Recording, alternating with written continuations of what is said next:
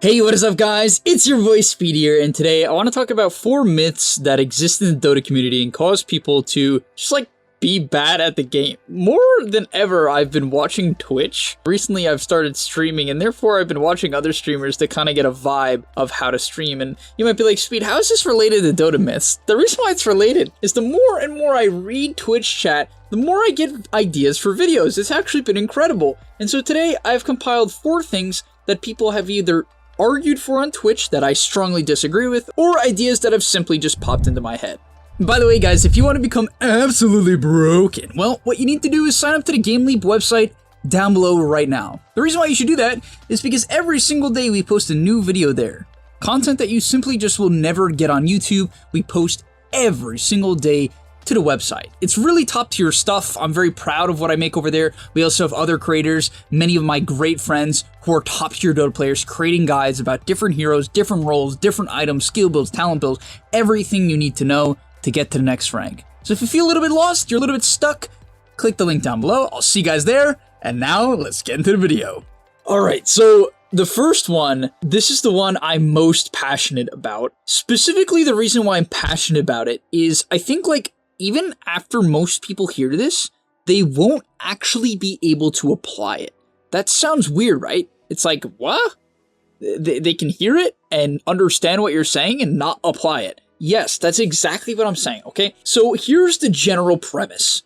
Kills are how you win Dota. That's the myth. Kills are not how you win Dota. Obviously, you guys are familiar with the saying, throne means everything, right? Kills mean nothing, throne means everything. You guys know that saying. If you don't know it, you need to go watch The Art of Rat Dota.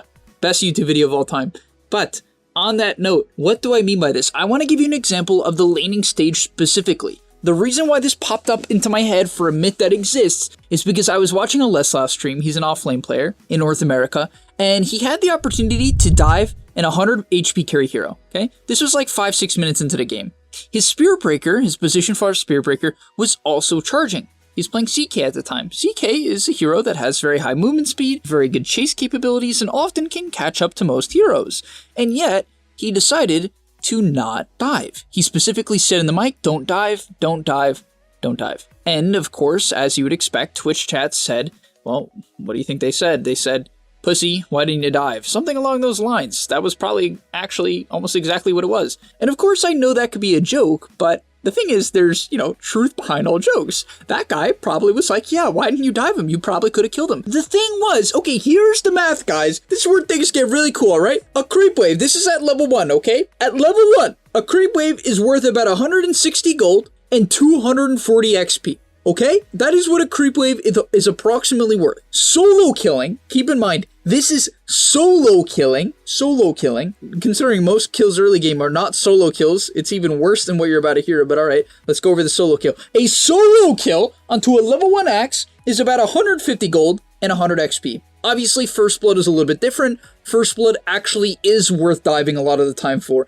If you can dive a tower, get First Blood, and then proceed to dive to the tower, more often than not, that actually is worth it. So yes, First Blood is the exception.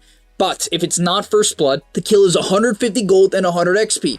Less gold, which often you're splitting. Much less XP, it's not even close, which you're also probably splitting. Right then and there, most of you guys should be like, oh, okay. So, is what you're telling me to never go for kills?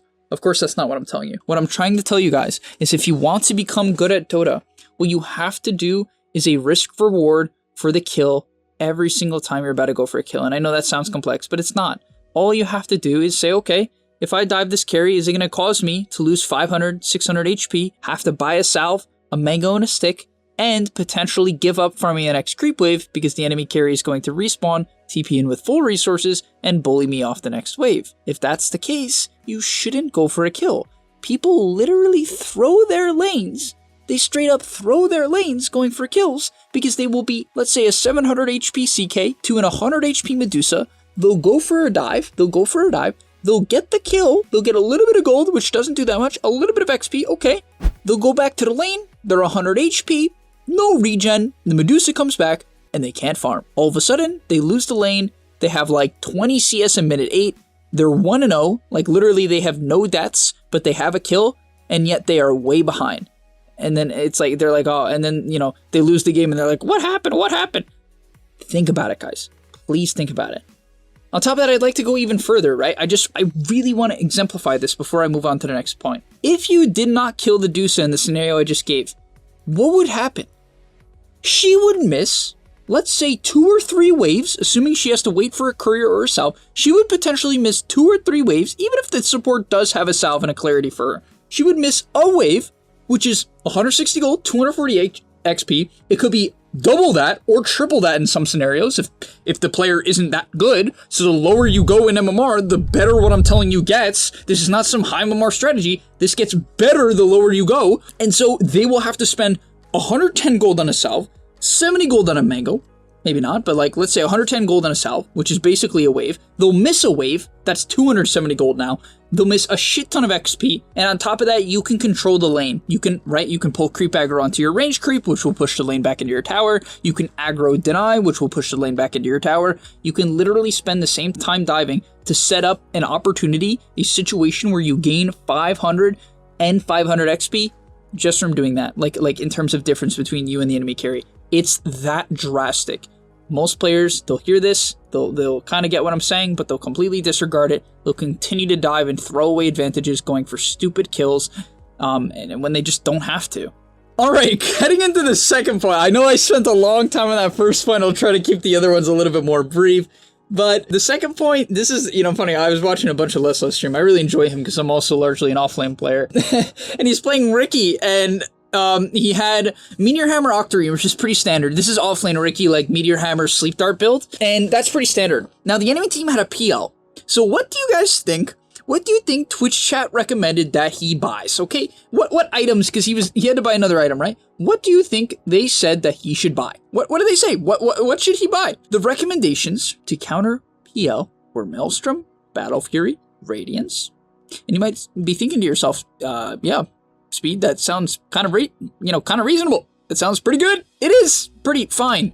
If he was a right-clicking hero that actually could kill the illusions with those items and sit next to a PL with a Radiance for an ornament amount of time, like 50 seconds to a minute to 2 minutes. The big thing I'm trying to say here, guys, is you have to be very careful about thinking that you have to address a specific hero and completely going off the rail when it comes to what your hero does. If he has a Meteor Hammer and an Octarine and then proceeds to buy a Battle Fury, that Battle Fury isn't going to do shit. Not only does the PL have like 4k HP with a heart, so you're really not doing anything to him, you're also buying a Battle Fury with no other right-click items. It makes no sense. The same thing if he bought a Maelstrom.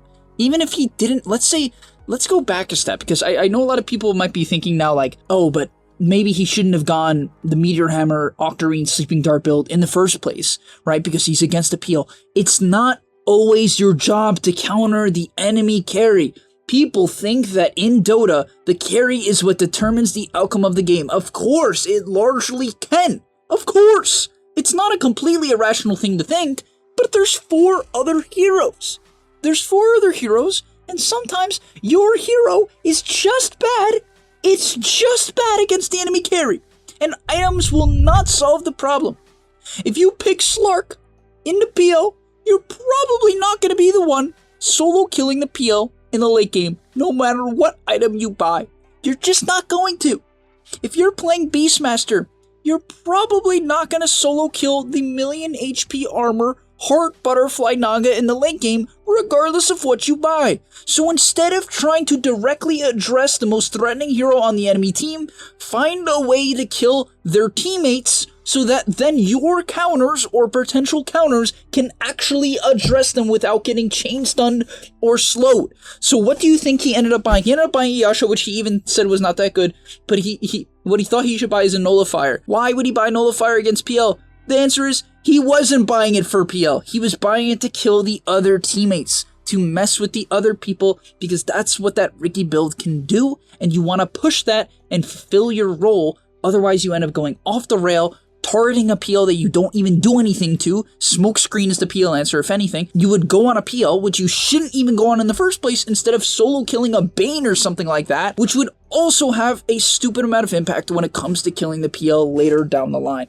So guys, please do not think that just because there's a snowballing carry that you have to itemize around it. It's not how Dota works, and you have to be very careful about it. Coming in at number 3 is the fact that you can't pick a greedy mid or safe laner if your mid laner or safe laner is greedy. So if you have like a mid Dusa, people think you can't pick Sven. Guys, I hate to break it to you, most people have no idea how to farm, and they don't farm enough. And if you think like, oh, Speed, I farm enough, I'm usually top net worth in my game, trust me, you still don't farm enough. You don't. You don't. If you are Herald, and you think that people around you are farming a lot, you are wrong.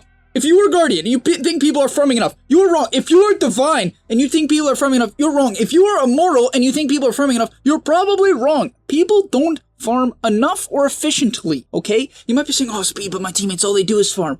But they're probably not doing it well. They're probably farming, quote unquote, a lot and not fighting, but it doesn't mean they're farming well. There's a big, big difference.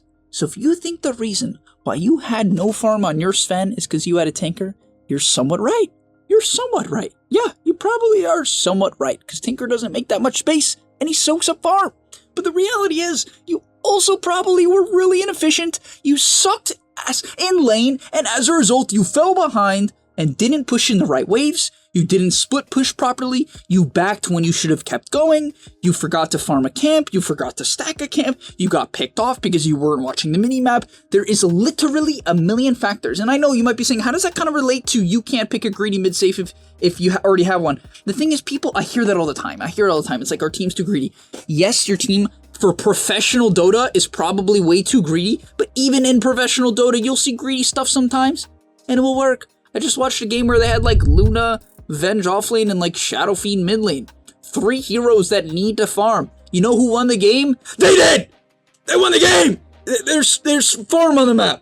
You can it's more about winning your lane. Like, if, let's say you have a mid lane Medusa who's gonna like do well in lane, right? She's against a Quap. Like, that's like a decent matchup, right? Like, Medusa's actually a decent answer to Quap in some regards, just because the lane's not that bad. So you have that, and then you pick Sven against like Prophet. Sven's gonna do pretty good against Prophet. You're both gonna have a good start. You're both gonna be able to farm. And I'm not saying I think Medusa Sven is a good combo. I'm just saying it's fine. If you like, if you're comfortable farming and you're good at Sven and you have an Omni Knight, just pick the Sven. You're gonna win. You're probably gonna win. And finally, last but not least, at number 4, I'll keep this one very short and simple, is maxing Eon Slark is worth it if you win your lane. Now, there's a couple other examples, but I just want to say, like, basically, people think, like, sometimes you should, like, max your laning spell if it's going to cause you to, like, win the lane. All I'm trying to say here is that, like, odds are you could have won the lane with, like, 2 points in Essence Shift. And this sounds very Slark specific, but applies to, like, Sniper. People will, like, max Headshot on Sniper, they'll win the lane, and they'll be like, yeah, it was worth it. And then they can't farm fast. Right? Because they don't have, like, any points of shrapnel. And that's kind of the thing. Just, like, be really careful about, like, overcommitting to the lane on heroes that need to farm. That's all I'm trying to say, right? So, for all you carry players, let's say you're playing Sven and you, like, max your stun. That's more often than not a grief, because it's going to grief, like, the main purpose of your hero, which is to hit a 15 to 20 to 25 to 30 minute timing, right? Depending on which hero you're talking about. For Sven, it's usually around, like, 25 when you have Blink, BKB, Mask of Madness, Echo, maybe even Daedalus at 25 to 30, that type of thing. And you'll miss that timing, you'll miss your primary timing, to gain like an extra 100 gold in lane, or like shut down the offlaner by an extra 300, 400 gold, which is significant, and that's like cool if you're even thinking about it that way, but like, yeah, just be careful about that. Nonetheless, thank you guys so much for watching. I hope you enjoyed that video, like this myth video. It's always fun for me to make these and just like rant into a mic for whatever, I don't know how long this video was, 10 minutes, 12 minutes, but I hope you guys enjoyed. If you have anything that like frustrates you about the Dota community, or you think I should talk about in the next myth video, I think it would be cool if I make a full myth video from just the comments of this video. So if you have something, like an idea that you think like the majority of the community has way off, like completely off, but like believes, like the majority of the community believes it, or like a decent portion, put it in the comments. I think that'd be really fun, but nonetheless, I'll see you guys in the next one, and peace. And that's all, but remember, before you leave, come on, before you tune out, subscribe to the GameLeap website, where we are going to help you get to the next rank. If you're stuck, click the link down below, and I'm out. Peace.